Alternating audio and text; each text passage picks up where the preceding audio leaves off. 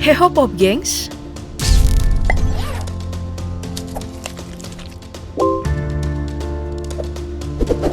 ditakdirkan menjadi orang penting.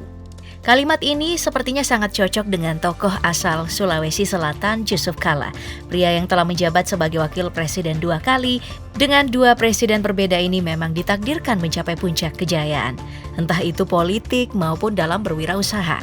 Bakat diplomasi dan juga berdagang memang ada di darah pria yang kerap disapa Ucu tersebut. Untuk mengetahuinya lebih lengkap, mari kita telusuri bersama silsilah Jusuf Kalla. Dari penelusuran yang dilakukan, Jusuf Kalla dilahirkan dari seorang perempuan Bugis bernama Puang Haja Atirah. Dalam adat dan budaya Bugis, Puang adalah penanda bagi seorang bangsawan dan Haja adalah sebutan bagi perempuan yang telah menunaikan haji atau rukun Islam yang kelima. Orang tua dari Atirah bernama Puang None dan Puang Haja Kera. Keduanya adalah bangsawan Bone yang dikenal sebagai pedagang ulung.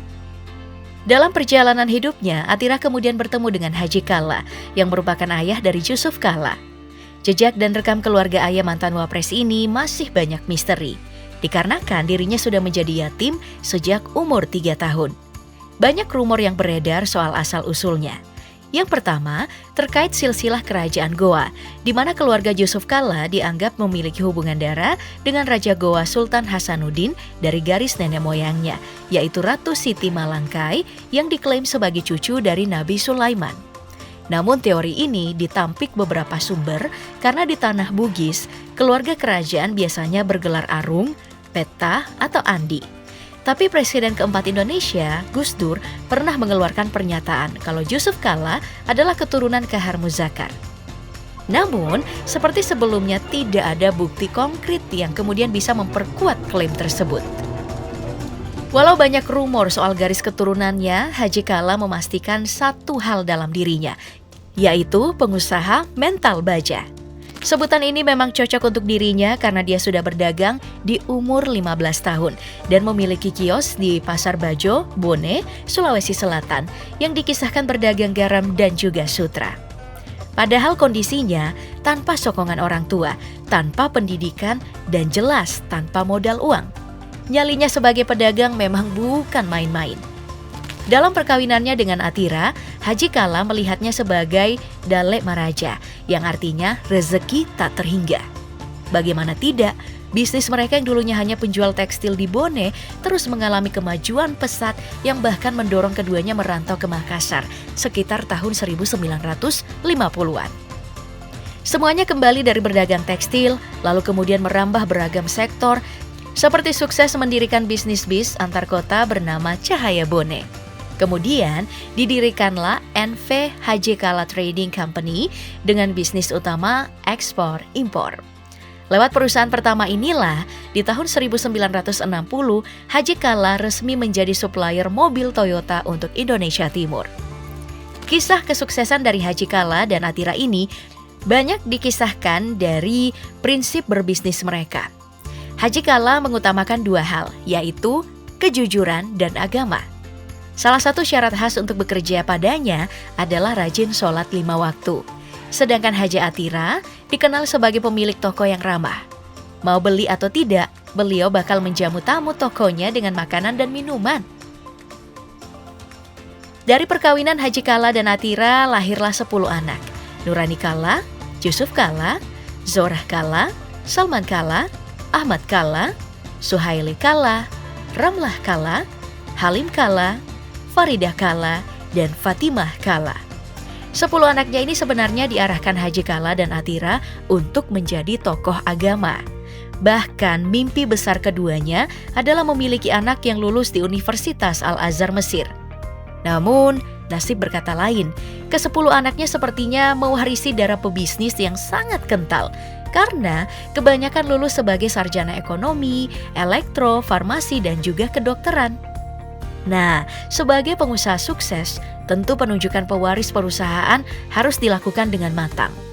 Dari 10 anaknya, Haji Kalla dan Atirah menunjuk Ucu sebagai pewaris perusahaan pada tahun 1967. Alasannya memang tidak terlalu jelas, tetapi mengingat Ucu adalah anak lelaki tertua seperti tradisi masyarakat umumnya, dan latar belakang keilmuan yang sesuai, rasanya sudah tepat. Di tangan Jusuf Kalla lah PT Haji Kalla mengalami ekspansi gila-gilaan sehingga menjelma menjadi gurita bisnis di Sulawesi Selatan. Di tahun 1970 didirikan PT Bumi Karsa untuk bidang konstruksi. Lalu, tahun 1980 didirikanlah PT Bumi Sarana Utama di bidang pengaspalan jalan, PT Bumi Sarana Agro di bidang hasil pertanian, PT Makassar Raya Motor sebagai supplier resmi Daihatsu. Di tahun yang sama juga didirikan Yayasan Haji Kalla dengan fokus 3 bidang, sosial ekonomi, keagamaan, kemanusiaan, dan lingkungan. Sayangnya pada 19 Januari 1982, sang ibunda meninggal dunia. 86 hari setelahnya, ayahanda Jusuf Kalla juga menyusul istrinya.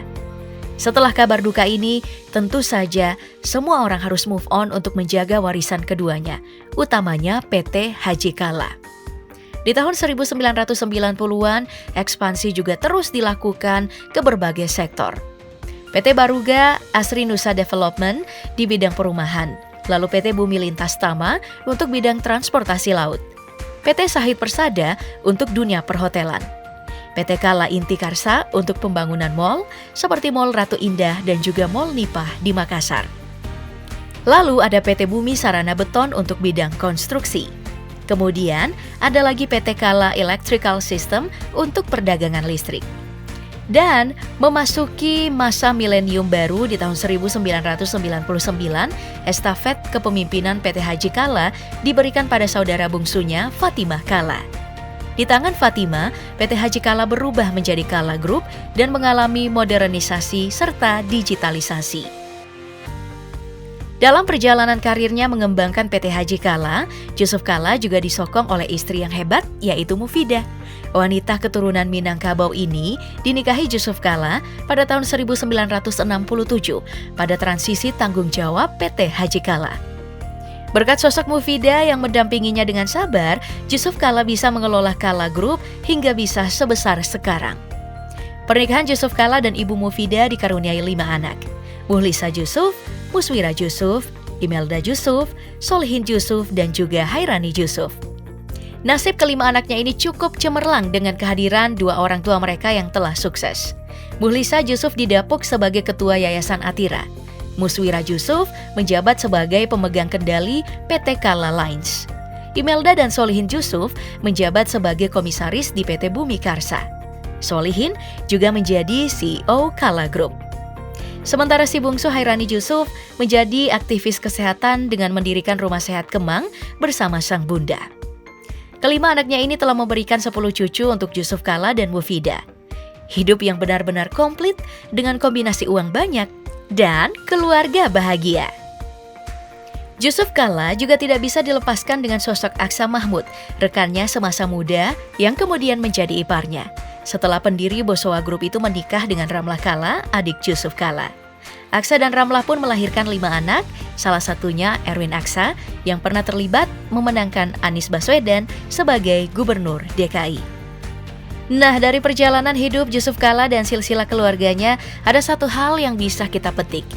Keluarga memang berperan penting dalam kehidupan sebagai pengusaha.